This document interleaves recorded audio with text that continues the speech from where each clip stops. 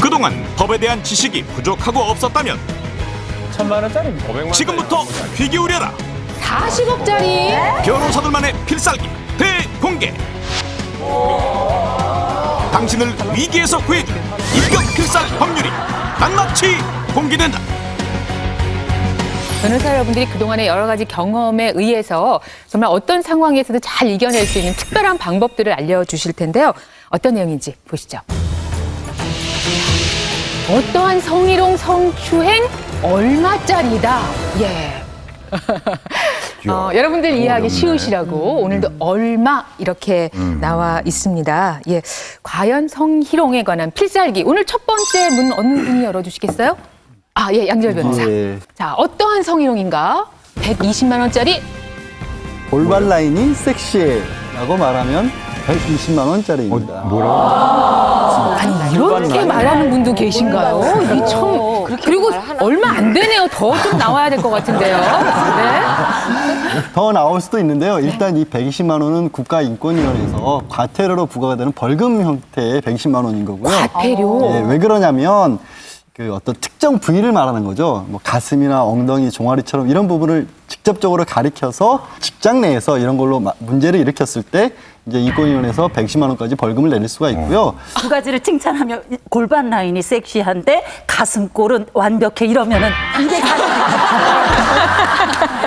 요게 딱 이렇게 곱하기로 가나요? 아니면 그건 아니죠. 아니고 뭉뚱그려서 야, 넌 진짜 하반신이 섹시해. 뭐 이런 건 어때요? 아우 그거 그런 것도 안 돼요? 나쁘다 왠지. 말씀을 제가 처녀적에 그런 얘기 많이 들었어요. 엉덩이가 참 올라붙은 게 예쁘게 생겼구나. 애는 잘났겠다. 근데 그런 이야기를 이제 들을 때 기분이 어떠셨어요? 좋았죠. 나는 고맙습니다. 고맙죠, 저는. 저는 고마웠지만 어찌됐든 그게 성희롱이 된다고요. 그거를 예를 들어서 지금 주변 어른들이나 그냥 별 그런 얘기를 해도 부담이 없는 사람들끼리 얘기를 할 때는 관계가 없지만 직장 내에서 부장 정도 되는 사이가 뭐 미쓰리 뭐 엉덩이가 탁 달라붙은 게 얘 잘났겠어? 이런 거 성희롱이 되는 거죠. 아니 근데 이런 경우도 있어요. 굉장히 친하다고 생각해서 오빠 나 어때? 나 요즘 좀 살 빠진 것 같지 않아? 나 허벅지도 막 가늘어진 것 같지 않아? 이렇게 얘기할 수도 있잖아요. 그렇게 누가 하시나요? 조영기 씨 앞에서? 조혜련 씨요.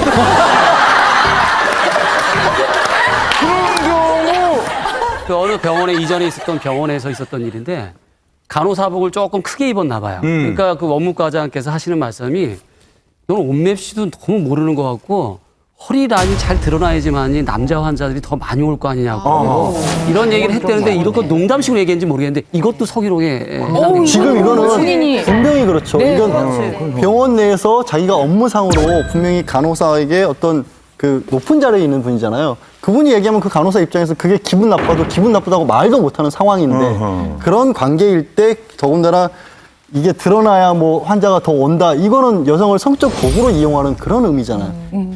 예. 자, 이번에 어떤 분이 최태형 변호사께서 이번에는 400만 원짜리입니다. 상담원에게 전화로 한 성희롱 400만 원짜리입니다. 뭐 전화 상담원만 당하는 거 아니잖아요. 이런 건 서비스업 하는 분들도. 예, 맞습니다. 굉장히 많이. 120 다산 콜센터라고 서울시에 있는데요.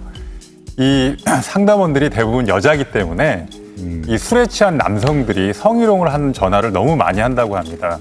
그래서 이런 악성 민원인에 대해서 서울시에서 고민을 하다가 그들 중에 가장 좀 심한 사람 몇 사람을 형사 고소했습니다.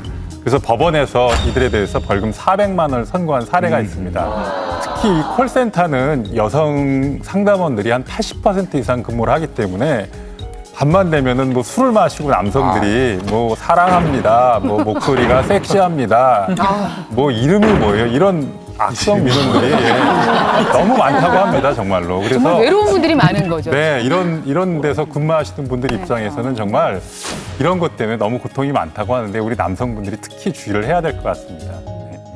그래서 114에 근무하시는 분들도 그런 어려움이 너무 많아서 몇 번 반복될 경우에 이제 문제 제기를 할 수 있는 그런 게 만들어졌죠. 이 감정 노동자들이 너무너무 고통을 겪는다는 이야기를 참 많이 겪게 되는데 저희가 들었던 사례가 하나 있는데요. 요즘 홈쇼핑 콜센터 여자분들이 상냥하게 많이 받잖아요. 근데 한밤중에 왜 이렇게 속옷 같은 거 하잖아요. 근데 보면 요즘 이렇게 마네킹에다가 해서 조명 비춰서 이쁘게 이렇게 하는데 그걸 그 남자분들이 보고 있어요. 되게 좋아하시는가 봐요. 많이 하시는가 봐요. 막 밤에 전화 헉헉대면서 그 되게 가쁜 숨소리로 왜 사람이 안 입고 예. 마네킹한테 입혔냐고.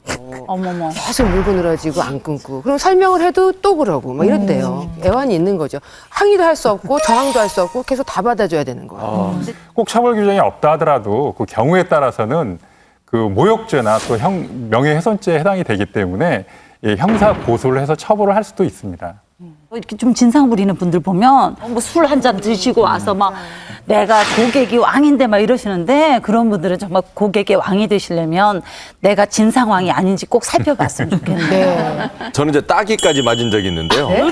이제 아니, 앞으로 다 진행이 너무 많아요. 저 오늘 끝나고 구슬 한 번 하시는 거 어때요? 이제 이 아파트 집을 보여줘야 되니까 엘리베이터를 타고 올라가는데요. 이제 사람이 이제 한 4분 정도가 뭐 집을 보시는 분들이 있어서 4분 정도 탔는데 중간층에 또 타게 됐어요. 밀리면서 제가 살짝 이제 부딪혔거든요. 근데 그 자리에서 그냥 제 따기를 딱 맞고 집을 안 보신 거예요. 그냥 가시는 거예요. 뭐 따기도 얼마나 세게 때렸는지요. 정말 당황했습니다. 제가 집 보여주다 따기 맞은 적은 처음이었습니다. 제가. 본인이 장하고 사실 분 같지 않으신데. 끝나고 얼마나 또 거둡시다. 분위기가 또 안 좋아요. 백성훈 변호사. 네. 저는 3천만 원짜리입니다. 오고. 비싸다. 어떤 일일까요? 저는 조금 제대로 읽어야 될 것 같은데요. 성추행범 감싸주는 기사 보도는 3천만 원짜리다. 2011년인가요? 그 모 대학 의대생들이 그 MT를 가서 집단적으로 이제 어떤 한 여학생을 성추행한 일이 있었어요. 그래서 그 학생들이 전부 다 1년 6개월에서 2년 6개월 정도 사이에 실형을 선고받았는데 그때 이제 인터넷 한 뉴스 매체가 마치 피해자가 좀 잘못하고 가해자가 억울하다는 취지로 기사를 썼어요. 근데 알고 봤더니 이 기자가 이 가해자 쪽에서 약간의 돈을 받고 그렇게 쓴 거여서 그 피해자의 그 정신적 피해를 배상해야 된다 그래서 이제 3천만 원을 배상해야 된다라는 판결이 나왔거든요. 그런 의미입니다.